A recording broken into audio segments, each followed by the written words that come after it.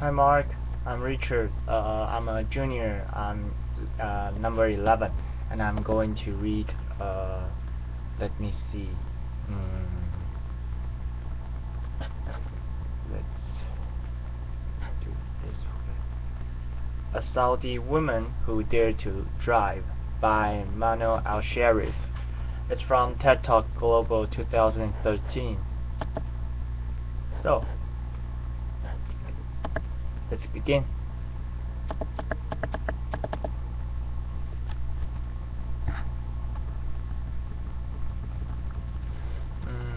Allow me to start this talk with a question to everyone. You know that all over the world people fight for the freedom, fight for their rights. Some battle oppressive governments, others battle oppressive societies. Which battle do you think is harder? Allow me to try to answer this question in a few coming minutes.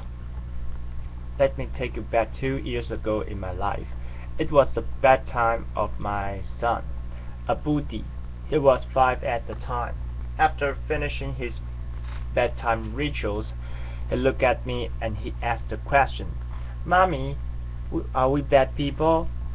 I was shocked. "Why do you say such things, Abudi?" Earlier that day, I noticed some bruises on his face when he came from school. He wouldn't tell me what happened, but now he was ready to tell. "2 boys hit me today in school. They told me, 'We saw your mom on Facebook. You and your mom should be put in jail.'"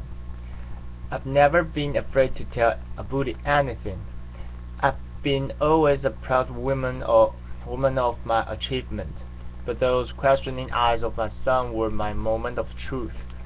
When it all came together, you see, I'm a Saudi woman who had been put in jail for driving a car in country where women are not supposed to drive cars, just for giving me his car keys.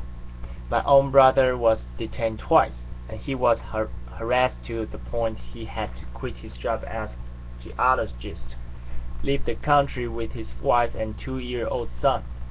My father had to sit in a Friday sermon listening to the imam condemning women drivers and calling them prostitutes amongst tons of worshippers. Some of them are friends and family of my own father. I was faced with an organized defamation campaign in the local media combined with false rumors shared in family gatherings, in the streets and in schools. It all hit me. It came into focus that those kids did not mean to be rude to my son.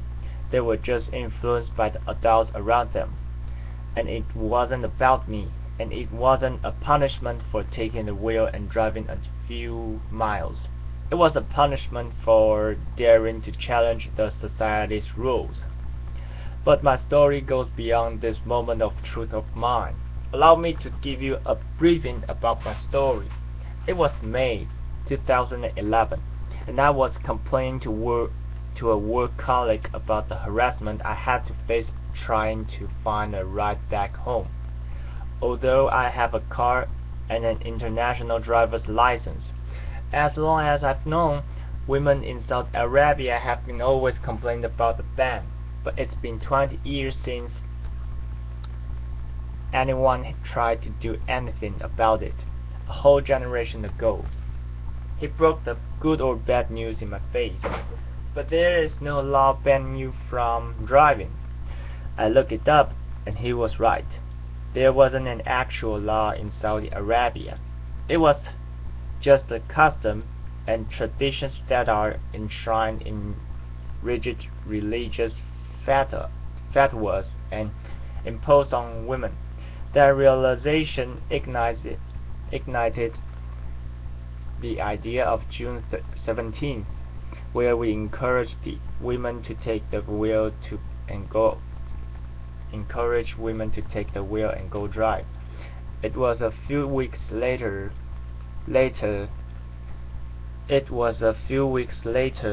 we started receiving all these "man wolves will rape you if you go and drive." A courageous woman, her name is Naja Hariri, He's a Saudi woman in the city of Jeddah.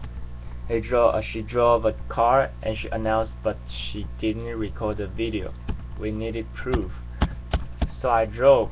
I posted a video on YouTube, and to my surprise, it got hundreds of thousands of views the first day. What happened next? Of course, I started receiving threats to be killed, raped, just to stop this campaign. The Saudi authorities remained very quiet. That really creeped us out. I was in the campaign with other Saudi women and even men activists. We wanted to know how the authorities would respond on actual date, June 17th, when women go out, drive. So this time I asked my brother to come with me and drive by a police car. It went fast. We were arrested, signed a pledge not to drive again, released, arrested again. He was sent to detention for 1 day, and I was sent to jail. I wasn't sure why I was sent there, because I didn't face any charges in the interrogation. But what I was sure of was my innocence. I didn't break the law, and I kept my abaya. It's a black cloak we wear in Saudi Arabia before we leave the house, and my fellow prisoners kept asking me to take it off, but I was so sure of my innocence. I kept saying, "No, I'm leaving today." Outside the jail, the whole country went into a frenzy, some attacking me badly and others supportive, and even collecting signatures in a petition to be sent to the king to release me. I was released after 9 days. June 17th comes. The streets were packed with police cars and religious police cars, but some 100 brave Saudi women broke the ban and drove that day. None were arrested. We broke the taboo. So I think by now everyone knows that we can't drive, or women are not allowed to drive in Saudi Arabia. But maybe you know why. Allow me to help you answer this question. Where was the official study that presented to the Asara Council? It's the consultative council appointed by the king in Saudi Arabia, and it was done by a local professor, a university professor. He claimed it's done based on a UNESCO study, and the study states the percentage of rape, adultery,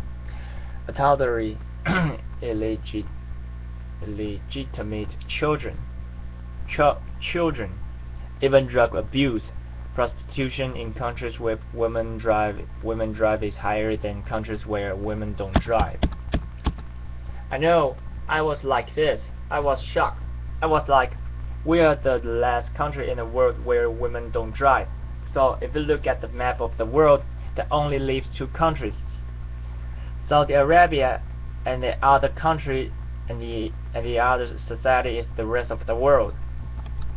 We started a hashtag on Twitter mocking the study, and it made headlines around the world.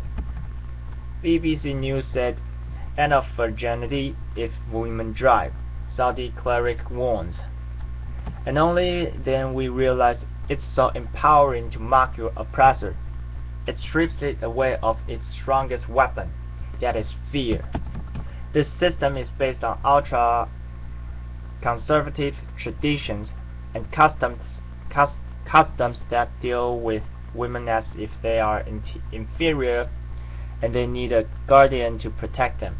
So they need to take permission from this guardian, whether verbal or written, all their lives. We are minor until the day we die, and it becomes worse when it's enshrined in religious fatwas based on a wrong interpretation of the Sharif law or the religious laws. What's worse, when they become codified as laws in the system, and when women themselves believe in their inferiority, and they even fight those who try to question these rules. So for me, it wasn't only about these attacks I had to face. It was about living to totally different perception of my personality, of my person, the villain back in my home country and the hero outside. Just to, just to tell you, two stories happened in the last 2 years. One of them is when I was in jail. I'm pretty sure when I was in jail, everyone saw titles in the international media, something like this during these 9 days I was in jail. But in my home country, it was a totally different picture. It was more like this. Manal al-Sharif faces charges of disturbing public order and inciting women to drive. I know. Manal al-Sharif withdraws from the campaign. It's okay, this is my favorite.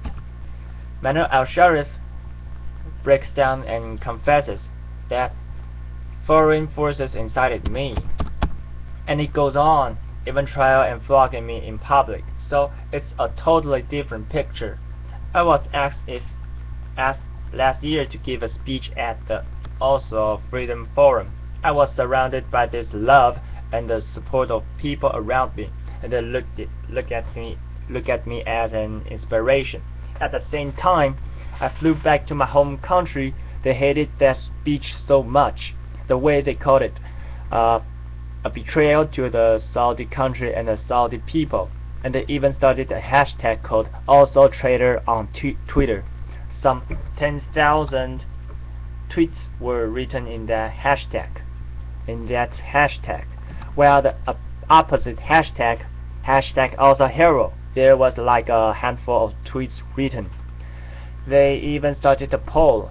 More than 13,000 voters answered this poll, whether they considered me a traitor or not after that speech. 90% said yes, she's a traitor. So it's these two totally different perceptions of my personality. For me, I'm a proud South woman, and I do love my country, and because I love my country, I'm doing this. Because I believe a society will not be free if the women of that society are not free. Thank you.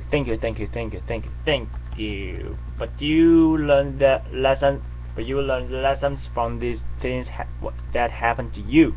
I learned to be always there. The first thing, I got out of jail. Of course, after I took a shower, I went online. I opened my Twitter account and my Facebook page. And I've been always very respectful to those people who are opinion to me. I would listen to what they say, and I would never defend myself with words only. I would use actions. When they said I should withdraw from the campaign, I filed the first lawsuit against the General Directorate of Traffic Police for not issuing me a driver's license.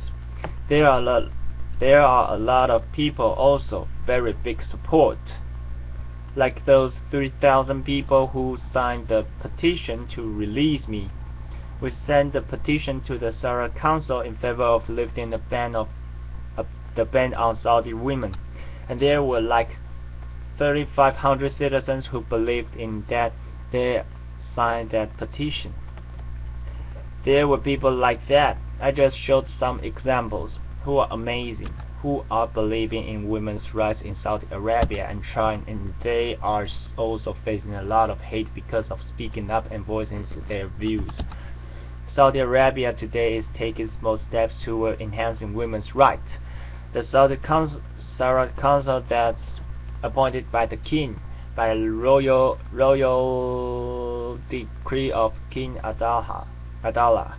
Last year there were 30 women assigned to the council, like 20% of the council. Yeah, baby. The same time, finally that council, after rejecting our petition for 4 times for women driving, they finally accepted it at last February. After being sent to jail or sentenced lashing or sent to a trial, the spokesperson of the traffic police said, we will only issue traffic violation for women drivers. the Grand Mufti, who is the head of the religious establishment in Saudi Arabia. He said it's not recommended for women to drive.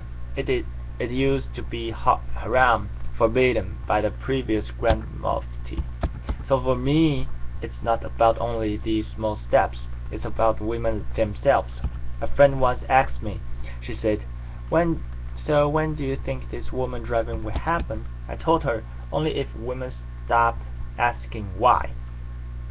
No, asking when, and take action to make it now. So it's not only about the system, it's also about us women to drive our own life, I'd say.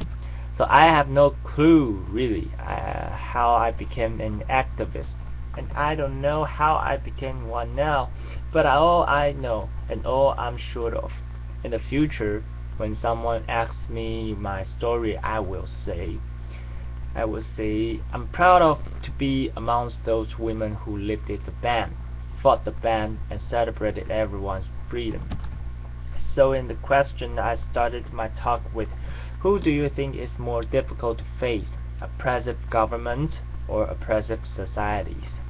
I hope you find clues to answer that from my speech. Thank you everyone. Thank you. Okay, that's all. Goodbye, Mark. I hope you enjoy my version. This is my first time using YouTube for your assignment. I hope it won't be too bad. Okay, how to stop this? Let me figure it out. Okay, I find it. Goodbye, Mark.